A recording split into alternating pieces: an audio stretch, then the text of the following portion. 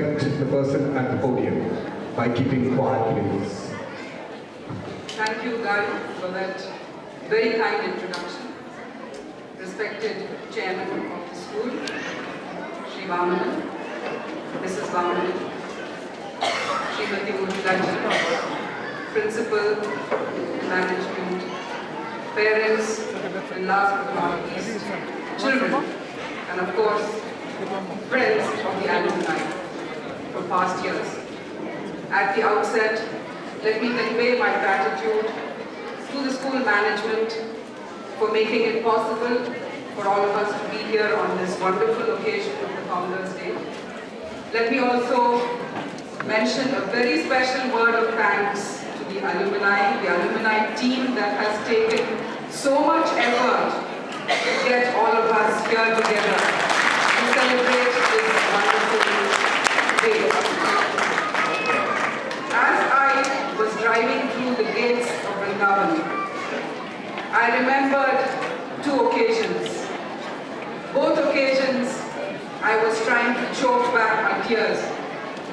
The first occasion, both occasions incidentally were 40 years ago.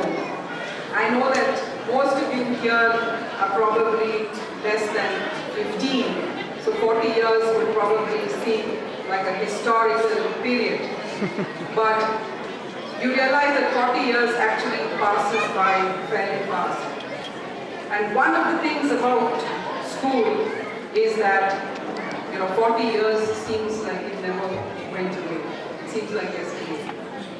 So as I was coming in, I remembered that the first time I was choking back tears was my first day driving into Vrindavan. I was extremely stricken. I can only describe it as stricken at the thought that I was going to be this sole girl in a class of 25 unruly boys. Boys I've never seen before, but I was sure were perfectly horrid. And they certainly were for the first couple of days. And then the next time I was choking back tears was on the last day of school, when we were all driving away. But this time it was a very different emotion. It was the emotion of trying to suppress tears that one was leaving this institution. Strangely enough, school is that one destination in life where you can't wait to get out of it. All the 10 years that I was in school, I had only one dream. God, when would I get out of this school? But almost the minute that one leaves school, you realize that all you're saying is, my God, I wish one were back in school. So it's one of those strange places, and all those who have left school will remember it. Certainly the speaker before me, Shantaram, my batchmate, mentioned this. I wish I could make my speech as short and brief as he did. He made a wonderful speech. And he managed to pack in so much in such few words. But I'm going to take it just a little longer because I would be utterly failing my duty if I did not utilize this occasion to pay tribute to the people that I have long wished to pay tribute to. I'm coming back to the school after 40 years. It's an emotional moment for me. But I realize that the one thing that makes Vrindavan so special, I mean, there are several things that make Vrindavan so special, but the topmost item in that list of things that make Vrindavan so special is simply the outstanding teachers that we have. I cannot use any other word except to say that they were simply outstanding. I spent a fairly brief while in the institution compared to many of you here.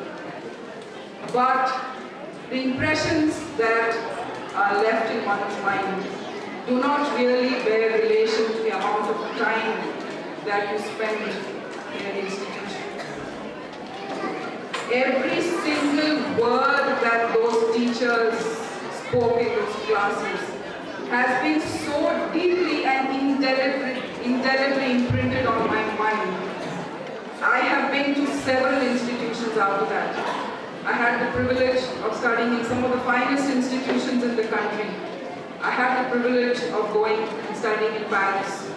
2 years ago, I was in Harvard. But I can tell you, I am today deeply gratified and privileged that we had some of the best teachers that anybody can ever have. This was not simply about the quality of what they taught, the content, but their manner of teaching.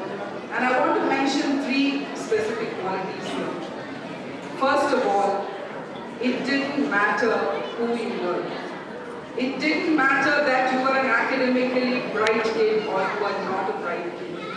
They treated each one of us as distinct individuals, worthy of the greatest attention. To my mind, that's probably the hallmark of the best teachers. Second, there are many schools that equip one for getting more marks. There are more and more schools today which actually focus on that. Second, there are many schools that equip you for a career in higher education or a professional career. There are very few institutions that equip you for life. And that is what I think Vrindavan did. It did that because what it did was, it molded young minds whose feet were firmly rooted in the earth, but who would still be able to soar and fly. That is a very difficult task. Today, one of the big problems that many educational institutions face, that many parents face, is that it's very difficult to ground children because there is a certain reality around us. Either you get too grounded and you're unable to fly, or you fly so high that you forget that you're grounded. And this is a perennial problem that many teachers face. Somehow, in Vrindavan, they had this magic mantra, or they found this magic mantra whereby kids were all rooted to the ground, and yet, as you saw here, there are high achievers, and everybody is today a well-integrated individual. Today, I was really struck by the quality of this function.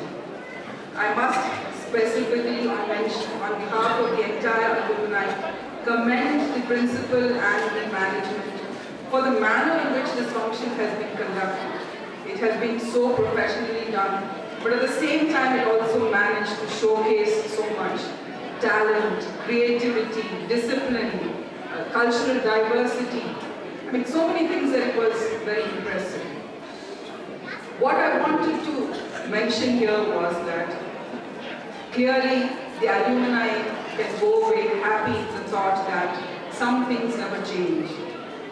One thing that has not changed in Vrindavan is that quality of care for each one of us. And that brings me to my last point, why I said that Vrindavan is so special, is that what I realized in retrospect they were trying to do was to make each of us adapt to our environments and yet at the same time discover the best in ourselves and give back. And that is something that is a unique privilege that was given to us at Vrindavan Nights and which is given to you at Vrindavan Nights. It is often said that it doesn't matter what a school puts into you. What really matters is what a school is able to draw out of you. And I think in that sense, when I came back and saw after 40 years my classmates, seniors, juniors, what I realized is that we're all very well-adjusted human beings. There are many lessons that life teaches us, but one lesson that life certainly teaches us, that success is not unidimensional. You can be a brilliant academic success, but you can be a failure in your family life. You can be a failure in your professional life. You can be a failure in your social life. There are very few people who are so well-adjusted, holistically rounded human beings that they feel comfortable in their skin, and yet they are able to contribute positively to society. One thing about Vrindavanites, I'm sure, is that we belong in that category. And that's only because of the virtues of humility, discipline, non-discrimination that the school taught us. I don't want to take more time except to say that what I see here are young faces, young minds. We read from the principal, we heard from the principal what impressive achievements you have been able to achieve. As Shantaram aptly put it, I think the motto is what has inspired all of us. Certainly you will scale many peaks, and on behalf of the entire alumni of Vrindavan, let me wish each one of you all the very best in your future endeavors. Thank you.